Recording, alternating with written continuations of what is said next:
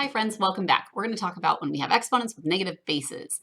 This is actually really very important, so you need to write this down and make sure that you have it in your notes because this comes up a whole bunch. Let's take a look at this first one right here. We have quantity, meaning parentheses, negative 8, right? So, or negative 8, negative 3, can't read today.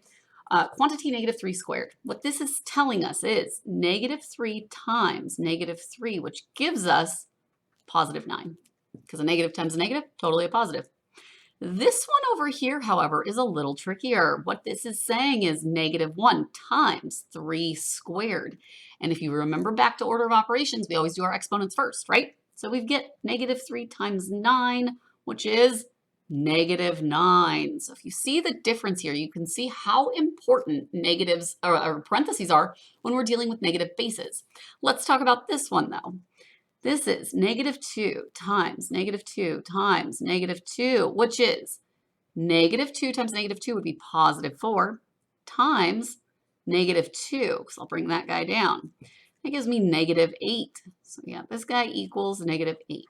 Now over here we have negative 2 times 2 times 2. 2 times 2 times 2 we know is 8.